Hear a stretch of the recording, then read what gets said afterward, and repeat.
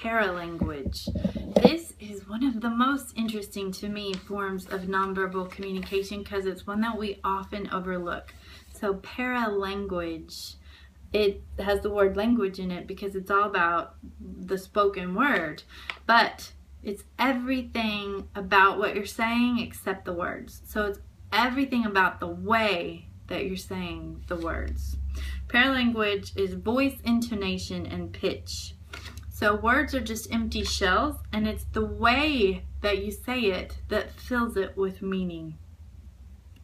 For example, you could take any one sentence like, are we leaving? You say, are we leaving? That's surprise, right? Are we leaving? Or you could say, are we leaving? Meaning like, I've been wanting to leave for a really long time. Are we leaving? Are we leaving? Means I didn't think that we were gonna leave, but maybe we are, right? Let's do another one. The dog is sick. The dog is sick. Meaning what? Not the cat, not the kid, it's the dog. The dog is sick. The dog is sick. So there was some doubt about whether or not the dog was sick, and now we're for sure that the dog is sick. The dog is sick. The dog is sick! Right? So depending on how you say it, that's what fills the words with meaning, right? Okay.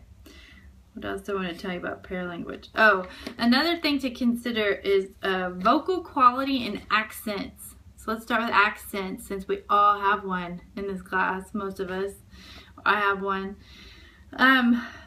Oftentimes people will attribute characteristics or stereotypes based on accents.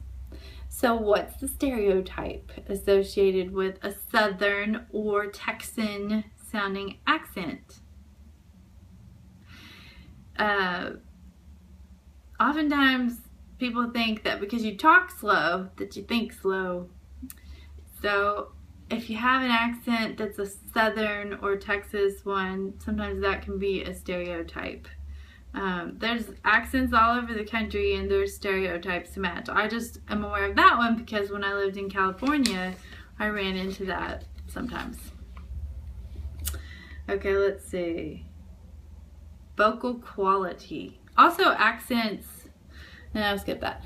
Vocal quality. So if someone has a strange sounding voice, it can be distracting. So that can be what? That's external noise. Or if you're thinking about a lot, that's internal noise. But let's think of vocal quality. If someone has like a real breathy voice, hi, I'm Leila, right? That might maybe fill the words with certain meaning. Or if you said, hi, I'm Leila, that's a different vocal quality, and the listener might get some meaning out of that just based on the vocal quality.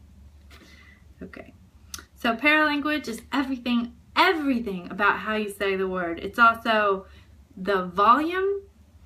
Think about the difference in volume. If someone says something soft or very loud, it changes the meaning. Or so you can say it soft might sound meek, but soft could also sound like really scary, right? Sometimes the horror movie villain is very soft and scary. So it's everything about how you say the word. You could have pauses, and that could affect the meaning. You could go up and down when you talk. So sometimes I'll have a speaker in one of my classes who will go up at the end of every sentence. So when you go up at the end of a sentence, it makes it a question. So that is definitely a paralanguage issue. So paralanguage, everything about how you say the word.